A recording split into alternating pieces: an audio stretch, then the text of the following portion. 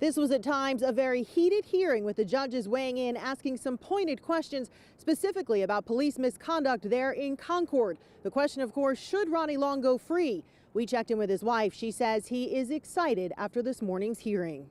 It is a fight for a man's freedom. Liberty means something. You don't just take away a person's freedom easily. It means something. That was one of the 15 judges of the 4th Circuit Federal Appeals Court who today heard arguments remotely because of the pandemic about whether to overturn Ronnie Long's conviction. Long has spent 44 years in prison for a rape he says he didn't commit. He believes he was convicted because he's black. An all-white jury heard the case back in 1976 at a time when racial tensions ran high in Concord. There were black men who were being prosecuted wrongfully. Long's attorney Jamie Lau says his appeal is simple, based largely on the fact that Concord police detectives, among them Van Eisenhower, hid evidence that pointed to another suspect. Here, the defendant did not receive a fair trial. But Philip Rubin, the attorney for the state of North Carolina, argued that's not enough to overturn Long's conviction. Because of the totality of this record and how it demonstrates that the jury's verdict of guilty would be unchanged by the undisclosed evidence in this case. Several judges, though, seem to disagree, questioning the victim's ID of Long, questioning much of the physical evidence in the case, and the way the evidence was handled. Please don't ignore what I see to be the elephant in the room here. Detective Eisenhower lied on the stand.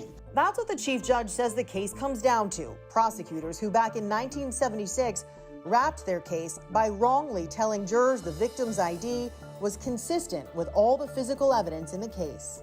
That's what the prosecutors told the juror. That was not true. Is that correct? That's a yes or no answer. That was not true. Your Honor, I wouldn't have said it. That was not, no.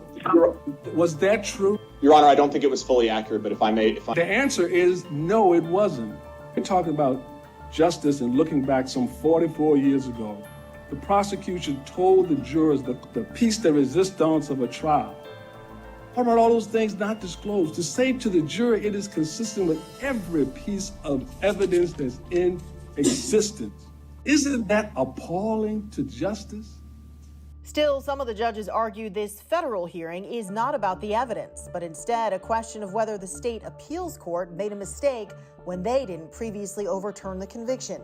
Again, there was disagreement among the panel. The problem is we use procedural rules to avoid justice. When did justice leave the court? Because this involves 15 judges and a pretty heavy burden of proof to overturn a conviction, it could be weeks, even months before we get a decision. Reporting in Charlotte, Michelle Bowden, WCNC Charlotte.